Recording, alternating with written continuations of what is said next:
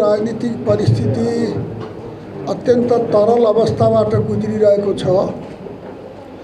मुलुकमा धेरै ठुलो बलिदान गरेर धेरै ठुला सङ्घर्षहरू गरेर अहिले हामी नेपाली जनताले प्राप्त गरेको परिवर्तन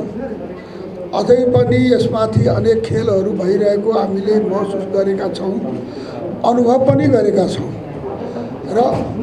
अझै पनि लोकतन्त्रको संरक्षणको लागि हामी सबै नेपालीहरू सजग हुनुपर्ने अवस्था छ र हामीले मुलुकले प्राप्त गरेका उपलब्धिहरूलाई, जनताले प्राप्त गरेका उपलब्धिहरूलाई बचाउनको लागि, तिनको रक्षा गर्नको लागि अझै पनि हामी अत्यन्त सजग र सतर्क भएर अब सावधान भएर रहनुपर्ने अवस्था छ। एकातिर यस्तो अवस्थामा यो देशको लोकतान्त्रिक आन्दोलनलाई सुरुदेखि उठाएर आजसम्म यो देशको लोकतान्त्रिक आन्दोलनलाई यो ठाउँमा पुर्याउने नेपाली काङ्ग्रेसका जन्मदाता भनौँ संस्थापक नेताहरू जननायक बीपी कोइराला, लौह पुरुष गणेशमान सिंह, सुवर्ण शमशेर, कृष्णप्रसाद भट्टराई,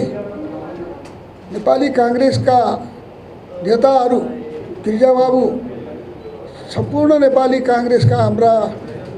अग्रजहरू भनौँ लगायतका सम्पूर्ण हाम्रा अग्रजहरूले जुन सपना देख्नुभयो, नेपाली समाजको जुन तस्बिर मनमा राख्नुभयो, जुन एउटा लोकतान्त्रिक समाज, जुन सुसभ्य समाज, जुन समृद्ध समाज, जुन उन्नत र चाहिँ सुसभ्य समाजको कल्पना गरेर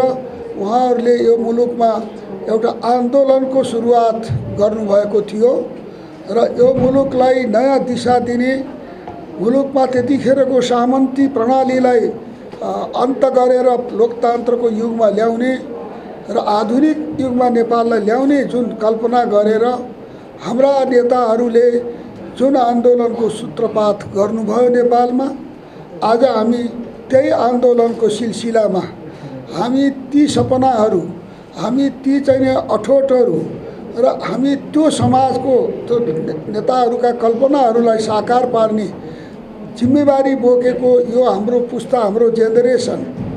हामीले पनि हाम्रा स्वर्गीय चाहिँ हाम्रा श्रद्धेय अग्रजहरूको त्यो चाहिँ उहाँहरूको अठोटलाई, मिसनलाई बुझेर हामीले सकेको आन्दोलन र सङ्घर्ष गरेका छौँ र नेपालमा सङ्घीय लोकतान्त्रिक गणतन्त्र र समावेशी प्रजातन्त्रको लोकतन्त्रको स्थापना हामीले गराएका छौँ र नेपालको संविधान बनेको छ। त्यो बेलामा बीपी कोइरालाले नेपाली जनताको शासन जनताले बनाएका संविधानबाट हुनेछ, चल्नेछ भनेर गर्नुभएको घोषणालाई साकार पनि हामीले गरायौँ र हामीले संविधान सभाबाट संविधान निर्माण गरेर एउटा नयाँ अध्यायमा हामी प्रवेश गरेका छौँ। यसरी प्रवेश गरिसकेपछि पनि जसरी नेपाल सहज रूपले अगाडि बढ्नुपर्ने थियो, जसरी नेपालले चाहिने प्रगतिको बाटोमा अब राजनीतिक मुद्दाको अन्त गरेर, राजनीतिक विवाद समाप्त गरेर आर्थिक विकासको बाटोमा हामी हिँड्नुपर्ने थियो, अब राजनीतिक विवाद छैन, अब आर्थिक विकासमा जाने हो भनेर हामी सबै एक भएर नेपालीहरूले अगाडि बढ्नुपर्ने जुन चाहिँ अवस्था हो, तर त्यो हुन नसकेको अवस्था निश्चय नै पनि एउटा दुःखद र चिन्ताजनक अवस्था मैले महसुस गरेको छु र हामीले सोचेका छौँ त्यस्तै किसिमले। त्यसो भएको हुनाले अहिले यो विषम परिस्थिति बन्यो। सत्तामा पुग्नेहरूले सत्तालाई ठिक ढङ्गले सञ्चालन नगर्दा पात्रहरू, व्यवस्था अत्यन्त राम्रो छ, व्यवस्थाले चाहिँ नि देश र जनताको हितको लागि अत्यन्त राम्रा कल्पना गरेको छ, व्यवस्थाले नेपालको सुन्दर भविष्यको र नेपालको चाहिँ समृद्ध नेपालको चाहिँ परिकल्पनाको एउटा बाटो खोलेको छ, व्यवस्थाको टुङ्गो लागिसकेको छ। तर यो देशमा दुःखको कुरा के छ भने अरू मुलुकहरूमा एकपटक आएको परिवर्तन त्यसले राजनीतिक परिव्यवस्थाले चाहिँ नि स्थायी रूप लिइरहेको छ। त्यही भारतमा 1947 देखि जे आयो व्यवस्था त्यसैमा चलिरहेको छ, त्यही माथितिर त्यही व्यवस्थामा चलिरहेको छ। हामी कहाँ पटक पटक व्यवस्था बदल्ने यस्ता कुराहरू पनि भएका छन्, जसले गर्दाखेरिमा हाम्रो मुलुकले धान्न नसक्ने, पटक पटकका प्रयोगहरूलाई धान्न नसक्ने त्यस्तो अवस्था पनि हामीले भोग्नु परेको छ। त्यसो भएर पनि हामी गम्भीर भएका छौँ। त्यसो भएर पनि हामीले प्राप्त गरेको व्यवस्था र उपलब्धिलाई सुरक्षा गरेर, त्यसलाई स्थायित्व दिएर, त्यसलाई साकार रूप दिएर त्यो देशलाई प्रगतिको बाटोमा हिँडाउन हामी कटिबद्ध भएर लागेका छौँ। र यही क्रममा देशको विकास र उन्नतिको लागि जे जति चाहिँ एउटा यत्रो चुनाव भयो, सम्पन्न भयो, सरकार बन्यो, तर चाहिँ त्यत्रो 2/3 धन्नैको सरकार बन्यो, त्यसले चलाउन सकेन। र अहिले चाहिँ यो चाहिँ कम्युनिस्टहरूको जो सत्ता थियो त्यसले सरकार देश सञ्चालन गर्न असफल भएको अवस्थामा अहिले नेपाली काङ्ग्रेसकै काँधमा फेरि देशलाई सञ्चालन गर्ने एउटा चाहिँ जिम्मेवारी पनि आएको छ। यस्तो अवस्थामा हाम्रो पार्टी जति सजग, जति सबल, जति सक्षम र जति चाहिँ हाम्रो पार्टीले एउटा जनतालाई एउटा नयाँ किसिमले चाहिँ उत्साह उत्पन्न गर्न पर्ने हो, त्यो नसकिरहेको अवस्था पनि हामीले महसुस गरेका छौँ। र वास्तवमा यो अहिलेको भर्खरको चाहिँ ओली सत्ताको परिवर्तन जो भयो, यो परिवर्तनबाट जुन नयाँ व्यवस्था, नयाँ चाहिँ सरकार संरचना अहिले चाहिँ खडा भएको छ, यसले आफ्नो सार्थकता सिद्ध गर्नुपर्ने आफ्नो ठाउँमा छँदैछ। त्यही बिचमा हाम्रो पार्टी नेपाली काङ्ग्रेस यो चाहिँ एउटा लोकतान्त्रिक पार्टी भएको हुनाले लोकतन्त्रमा सबैभन्दा महत्त्वपूर्ण कुरा के हो भनेदेखि कि आवधिक निर्वाचन र कुनै पनि चाहिँ लोकतन्त्रको चाहिँ सबैभन्दा ठुलो के भने आफूले चुनेका प्रतिनिधिबाट शासन हुने र चाहिँ त्यो प्रतिनिधिले राम्रो गर्यो भने त्यसलाई जनताले निरन्तरता दिन सक्ने र त्यसले राम्रो गर्न सकेन भने त्यसलाई चाहिँ फेरेर अर्को प्रतिनिधि जनताले चुन्ने त्यो सार्वभौम अधिकार नेपाली जनताको, कुनै पनि दुनियाँका लोकतान्त्रिक दुनियाँका जनताको त्यो अधिकार सबभन्दा लोकतन्त्रको यो सबैभन्दा महत्त्वपूर्ण पक्ष हो। र हाम्रो पार्टीको विधान बनेको छ, देशको संविधान जस्तै हाम्रो पार्टीको पनि विधान बनेको छ र त्यो विधानमा चाहिँ हाम्रो पार्टीलाई एउटा चाहिँ सामूहिक नेतृत्वमा यो विधानले लगेको छ र हाम्रा केन्द्रीय समितिका थुप्रो साथीहरू सबैका सब निर्वाचित भएर चाहिँ आउने यो व्यवस्था हामीले मिलाएका छौँ। र त्यस्तो लोकतान्त्रिक संविधान, त्यस्तो समावेशी संविधान वास्तवमा अरू पार्टीको नेपालमा छैन। यसमा हामी गर्वका साथ भन्छौँ। तर अब हाम्रो संविधानलाई हामीले चाहिँ राम्रोसँग कार्यान्वयन गर्नुपर्ने, हाम्रो संविधानलाई हामीले चाहिँ सही रूपमा व्यवहारमा उतार्नु पर्ने हाम्रो अगाडि चुनौती छ। त्यसकारण हामी हाम्रो पार्टीले विधि र पद्धतिको आधारमा हाम्रो पार्टी चल्नुपर्छ। हाम्रो पार्टी संस्थागत रूपबाट चल्नुपर्छ।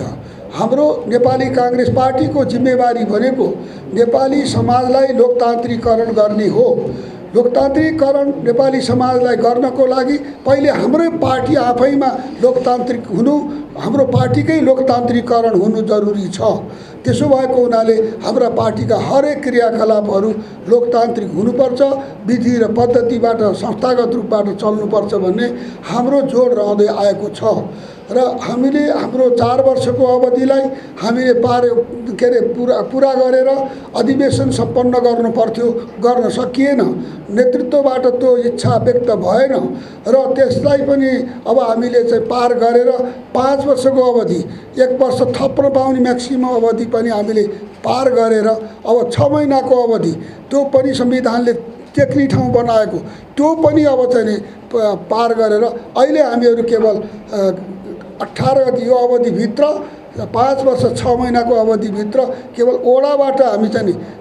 चुनावको सुरुवात चाहिँ बल्ल बल्ल गर्न चाहिँ नि हामी गइरहेका छौँ। पार्टीको कमसेकम पार्टी अधिवेशनमा अगाडि बढेको छ, अधिवेशनमा प्रवेश गरेको छ। हामीले यसैमा पनि सन्तोष मान्नुपर्ने अहिले अवस्था हामीलाई आएको छ र अब पार्टीका देशभरि वडाहरूबाट अब चाहिँ नि चुनावहरू चाहिँ नि सुरु हुँदैछन् र कतिपय ठाउँमा अहिले पनि क्रियाशील सदस्यको विवाद बाँकी छ। अभूतपूर्व रूपमा यसपालि क्रियाशील सदस्यको समस्या आयो, पार्टीभित्र ल्याइयो। पार्टीभित्र वास्तवमा यसले गर्दा हाम्रा निष्ठावान साथीहरू हजार नेपाली काङ्ग्रेसका निष्ठावान कार्यकर्ताहरू पीडित भएको पनि अनुभव गर्नु परिरहेको छ। त्यसलाई रक्षाको लागि पनि धेरै ठुलो सङ्घर्ष, पार्टीमा पारदर्शी ढङ्गले क्रियाशीलको वितरण होस्, पार्टीमा न्यायिक ढङ्गले पारदर्शी ढङ्गले वैधानिक तरिकाबाट पार्टीको यो चाहिँ अधिवेशन सम्पन्न होस् र त्यसमा चाहिँ कुनै किसिमको हाराफेरी हुन नपाओस् भनेर पनि हामीले सङ्घर्ष गर्नुपर्ने अवस्था पनि आएको छ। यो सबै परिप्रेक्ष्यमा नेपाली काङ्ग्रेसलाई एउटा नयाँ ढङ्गले जनताको भरोसाको केन्द्र बनाउन, नेपाली काङ्ग्रेसलाई राष्ट्रको विकासको लागि एउटा महत्त्वपूर्ण चाहिँ एउटा माध्यमको रूपमा अगाडि बढाउन र नेपाली काङ्ग्रेसलाई लोकतन्त्रको चाहिँ एउटा चाहिँ मिसाल, एउटा लोकतन्त्रको उदाहरणको रूपमा लोकतन्त्रको पाठशालाको रूपमा बनाउन, यो पार्टीभित्र कतिपय कमी कमजोरीहरू जो छन् ती सबैलाई हटाएर, पार्टीभित्रका कमी कमजोरीहरूलाई चाहिँ हटाएर पार्टीलाई चाहिँ एउटा चाहिँ अत्यन्त लोकतान्त्रिक पार्टी बनाउनको लागि र पार्टीलाई सम्पूर्ण नेपाली जनताको भरोसाको केन्द्र बनाउनको लागि हामीहरू पार्टीभित्रकै अब जो हामी वास्तवमा चाहिँ नि सुरुदेखि 13औं महाधिवेशनदेखि चाहिँ नि एउटा हामीले यो पार्टीलाई सुधारेर लैजाने कुरामा हामीले आफ्ना विचारहरू राख्दै आयौँ। हामीले हरेक किसिमले सङ्गठित रूपबाट हामीले आफ्ना दृष्टिकोणहरू दिँदै आयौँ र हामीले एक किसिमले सङ्घर्ष गर्दै पनि आएका छौँ। तिनै मध्येको हाम्रो चाहिँ यो टिमले हामी पार्टीभित्र सुधार र परिवर्तन चाहने, पार्टीभित्र चाहिँ एउटा संस्थागत विकास चाहने, पार्टीभित्र लोकतान्त्रिक के एउटा पद्धतिको चाहिँ मूर्त रूप देख्न चाहने र पार्टीलाई लोकतान्त्रिकरण गर्न चाहने, आन्तरिक लोकतन्त्रलाई मजबुत बनाउन चाहने हामीहरू जो पनि हामीहरू थियौँ। अब आउँदो यो महाधिवेशनमा हामीले अब यो चुनावमा चाहिँ नि अब सरिक हुँदै जाँदाखेरिमा कमसेकम विचार मिल्ने साथीहरूको बिचमा एकताको प्रयास हामी गर्दै आएका छौँ र हाम्रो सामूहिकतामा विश्वास गर्छौँ र यो संविधानले पनि त्यतै सङ्केत गरेको छ। हाम्रो पार्टीको विधानले पनि सामूहिक नेतृत्वतिर नै जोड दिइरहेको छ। त्यसकारण हामी यो सामूहिक नेतृत्वमा पनि विश्वास गर्ने भएको हुनाले र यो व्यक्तिवादी प्रवृत्तिबाट हामीले एउटा चाहिँ सामूहिकताको बाटोमा देशलाई र पार्टीलाई लान चाहने हामीहरू भएको हुनाले हामीहरूले चाहिँ नि उम्मेदवारी दिने कुरामा पनि आफैले चाहिँ उम्मेदवारी दिने कुरा भन्दा पनि सल्लाह गरेर हामीले आपसमा चाहिँ सहमति गरेर हामीले कसलाई कुन ठाउँमा राख्नुपर्ने हो, कसले के जिम्मेवारी लिँदा ठिक हुन्छ, कहाँनिर हाम्रो बिचमा चाहिँ यो आपसमा एकता कायम हुन्छ, सबै समेटिएर सबै सम्मिलित भएर कसरी हामी अगाडि बढ्न सक्छौँ र चुनौतीहरूको सामना गर्न सक्छौँ भनेर चाहिँ हामी छलफल गरिरहेका छौँ। र त्यसै बिचमा अहिले अब भोलिदेखि चुनाव वडाबाट सुरु हुने भएको हुनाले आज हामी एउटा सन्देश के दिन चाहन्छौँ सम्पूर्ण मेची महाकालीका तमाम लाखौँ कार्यकर्ता साथीहरूलाई, पार्टीका साथीहरूलाई एउटा हामी चाहिँ सन्देश के दिन चाहन्छौँ भने हामी यो पार्टीभित्र जो सुधारको पक्षमा छौँ, पार्टीलाई चाहिँ एउटा जनताको भरोसाको केन्द्र, एउटा लोकतान्त्रिक साकार लोकतन्त्र साकार गर्ने पार्टीको रूपमा उपस्थित के अरे जो हामीले पार्टीलाई अगाडि बढाउन चाहेका छौँ त्यो विचार मिल्नेहरू हामी भोलिको निर्वाचनमा हामी एउटै सभापतिको उम्मेदवार दिएर हामीले चाहिँ एउटा राम्रो चाहिँ एउटा नेतृत्व गर्ने प्यानल दिएर हामी अगाडि बढ्छौँ भनेर आज हामी देशभरिका साथीहरूलाई आश्वस्त गर्न चाहन्छौँ। र हामी आपसमा हामी चाहिँ कुनै हाम्रो बिचमा केही चाहिँ एउटा खटपट नगरिकन हामी चाहिँ आपसमा एकताबद्ध भएर पार्टी बचाउनको लागि, लोकतन्त्र बचाउनको लागि र यो मुलुकको अस्तित्वलाई जोगाउनको लागि हामीहरू चाहिँ एक भएर अगाडि बढ्छौँ र हामी यो अधिवेशन पुरै चौधौँ महाधिवेशनको अन्तिम अवस्थासम्म पनि हाम्रो एकता अटुट रहन्छ र हाम्रो एकतामा कुनै किसिमको चाहिने आज आउने छैन भनेर पनि आज देशभरिका साथीहरूलाई आश्वस्त रहन म हाम्रो सबै साथीहरूको तर्फबाट अहिले यो अपिल हामीहरू गरिरहेका छौँ र म